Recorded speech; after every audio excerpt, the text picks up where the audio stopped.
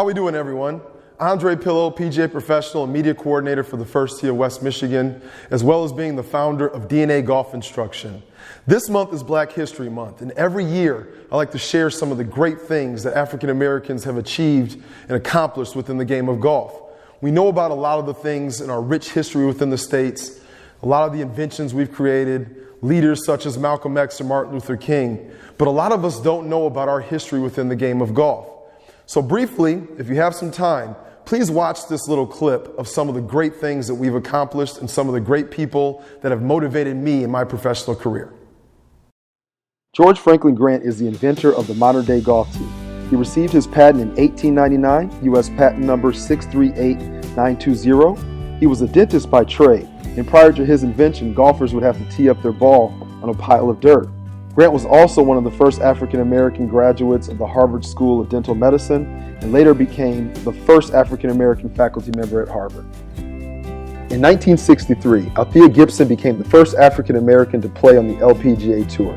Known for her success as a professional tennis player, breaking the color barrier at the 1950 U.S. Open and later becoming the first black woman to win a Grand Slam title at the 1957 Wimbledon, winning both the singles and doubles, then following that up with another Grand Slam victory in 1958 at the U.S. Open. Althea Gibson had some success as a golfer, but eventually would return back to the tennis court where she had the most skill. In 1971, she was inducted into the International Tennis Hall of Fame.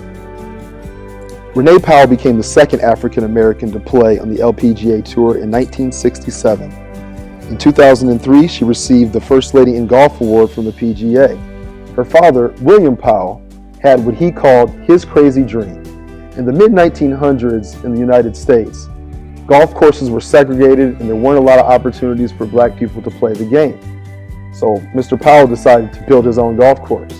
In 1948, he opened Clearview Golf Club, a 9-hole facility that was open to all that could play, black, white, or indifferent. Ironically, this would be the facility where Renee would learn to hone her craft in, starting at the age of 3, taking lessons from her father. Mr. Powell received well-deserved recognition by the PGA of America, receiving the Distinguished Service Award in 2009 and later being inducted into the PGA Hall of Fame in 2013. As you can see in this picture, I had the opportunity to play Clearview Golf Club as a young man, meeting both Renee Powell and her father, Mr. Powell. My father thought it was important to take me on that trip as a young golfer to show me the successes that we created even during times of segregation. And I thank Renee and her father for being pioneers in the game of golf. Charlie Sifford became the first African American to play on the PGA Tour in 1961. Considered to be the Jackie Robinson of golf, he challenged the PGA's white-only clause, and he won.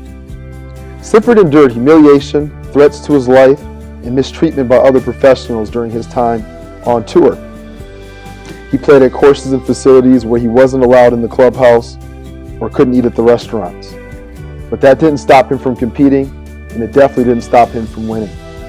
He won 4 times on the PGA Tour: Long Beach Open, 1957, Puerto Rico Open, 1963, Greater Hartford Open, 1967, and Los Angeles Open in 1969.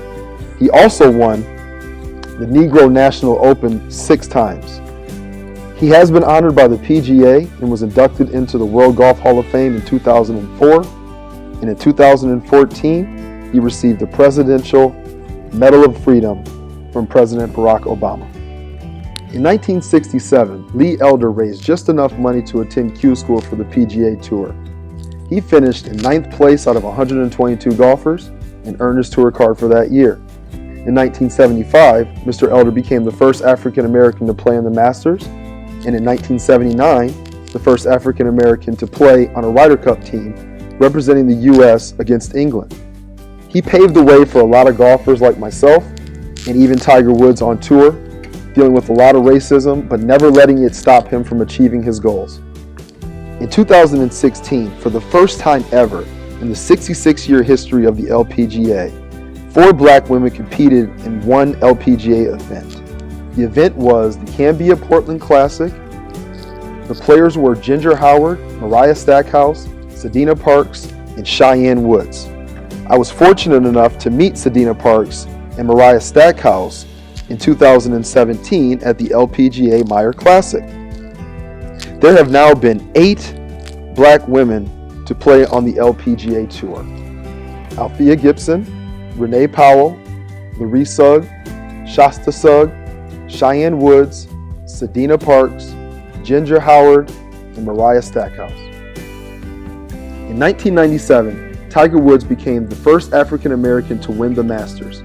Considered by many, including myself, to be the greatest golfer to ever play the game, he has over 105 worldwide victories, 79 victories on the PGA Tour, including 14 major wins. In 2000 and 2001, there was a time where he held all 4 of the major championships: the US Open, the British Open, the Masters, and the PGA Championship. It's called the Grand Slam, or better known as the Tiger Slam. So as you can see, there's been many accomplishments by African Americans in the game of golf, and I'm so happy to be a part of our past and our tradition. I think it's up to us, those that are in the game currently, to continue that legacy and to make new history for African Americans within the game of golf. This club can be our tool to reach a lot of people and impact a lot of lives. You know what the game of golf has meant to you. I know what it means to myself. So I challenge all of us that are still in the game to continue on, to make new history, and be motivated to create a path for those that will follow us. Thanks for watching, and enjoy Black History Month.